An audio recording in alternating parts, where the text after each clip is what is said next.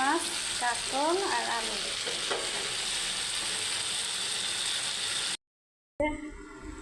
আজকের খাবার পাঙ্গাস মাছ, কাঁকরোল, পটল, এখানে একটু করলা ভাজি আছে। এই যে প্রতিদিনের মতো একটা ডেলি ব্লগ নিয়ে চলে আসলাম আপনাদের সাথে। তো যেখান থেকে আমি ভিডিওটা দেখতেছেন, আশা করি সবাই ভালো আছেন আল্লাহর রহমতে। তো আমিও ভালো আছি।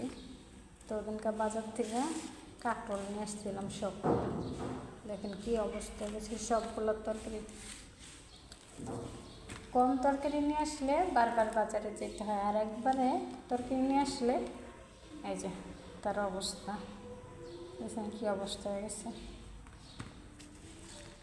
কাঁচামরিচ হাফ কেজি নিয়ে আসছিলাম সব কিছু।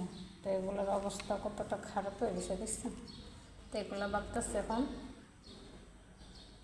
আগে ভাবছিলাম পটল দিয়া পাঙ্গাস মাছটা ভাইজা রান্না করবো হাতে মাখায়। তো এখন ভাবলাম যে না, পটল যদি হাতে মাখায় দিই তাহলে এতটা মজা লাগবে না। তো এইটা এখন আমি সুন্দর করে কাইটা শুকলাটা পরিষ্কার করে নিয়ে আগে ভাইজা নিব, ভাইজা পরে মাছের সাথে দিব। আর কিছুটা কাঁকরোলও দিয়ে দিব, জানি না কেমন হবে। তো নষ্ট করার চেয়ে খেয়ে ফেলাই নাকি। তো কিছুটা কাঁকরোল দিব আর হলো পটল দিব, ভাইজা পরে মাছের সাথে দিয়ে দিব। পাঙ্গাস মাছগুলো ধুয়ে নিয়েছিলাম সুন্দর করে পরিষ্কার করে। আর এখানে নিয়ে নিয়েছি হলুদ গুঁড়া, মরিচ গুঁড়া, ধনিয়ার গুঁড়া, পেঁয়াজ কুচি, রসুন কুচি, কাঁচামরিচ আর একটা টমেটো দিয়ে দিচ্ছি। তো এটাকে আমি সুন্দরভাবে হাতে মাখিয়ে নেব। এই রেসিপিটা কিন্তু আমার আম্মুর, মানে এই রান্নাটা অনেকটা পছন্দ করে, এইভাবে হাতে মাখিয়ে সব কিছু মাছ, বিশেষ করে পাঙ্গাস মাছের যেহেতু একটা গন্ধ আসে, যারা সহ্য না করতে পারে তাদের কাছে, অবশ্য আমার কাছে ভালো লাগে পাঙ্গাস মাছ। তো এই মাছটা আর কি ছোটো হয়ে গেছে একটু, অতটা মানে কেমন লাগতেছিল। তো আমি ভাবলাম যে আমার আম্মু যেভাবে পাঙ্গাস মাছগুলো রান্না করে হাতে মাখিয়ে, সেভাবে আমিও করবো আজকে। সুন্দর করে সামান্য পরিমাণে তেল দিয়ে দিচ্ছি, একদম ভাজা করে নেব ওগুলোকে। সুন্দর করে এটাকে মাখিয়ে নিতে হবে। তারপরে এটাকে আমি আধা ঘন্টা রেখে দেব, পরবর্তীতে ভেজে নেব।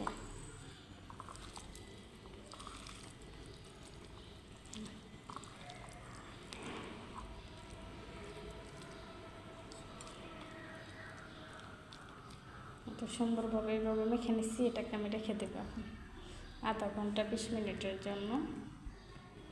আর এইখানে নিয়ে নিচ্ছি আলু, পটল আর হলো কাঁকরোল।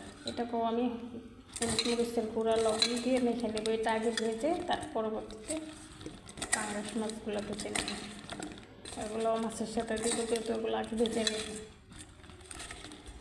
এটাও সুন্দরভাবে হাতে মাখিয়ে নেব।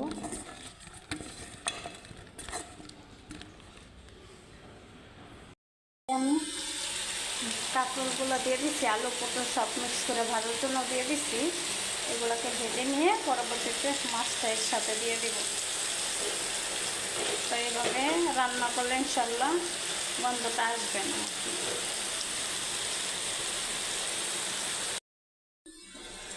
পটল আলুগুলো ভাজা ছিল, ওগুলো সব কিছু আমি উল্টে দিচ্ছি। আর এখন দিয়ে দেবো এটা মাছ।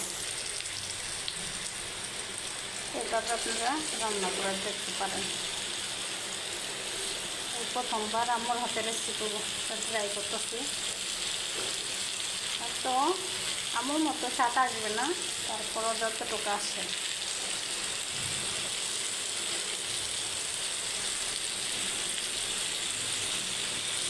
সবগুলো দিয়ে দিচ্ছি। এখন এর সাথে সামান্য পানি দিয়ে দেবো আমি। যে এর সাথে আমি সামান্য পরিমাণে পানি দিয়ে দিচ্ছি। এখন আমি এটাকে ঢাকনা দিয়ে ঢেকে দেবো। রান্নাটা শেষ করে ফেললাম। দেখেন কতটা পারফেক্ট হচ্ছে,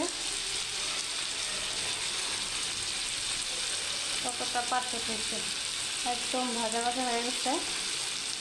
তো এইভাবে আপনারা ট্রাই করে দেখবেন। তো ভিডিওটা ভালো লাগলে অবশ্যই আমাকে ফলো দিবেন। আর রান্নাটা কেমন হচ্ছে অবশ্যই কমেন্টে জানাবেন। তো আল্লাহ হাফেজ, সবাই ভালো থাকবেন। ভিডিওটা আমার এই পর্যন্ত।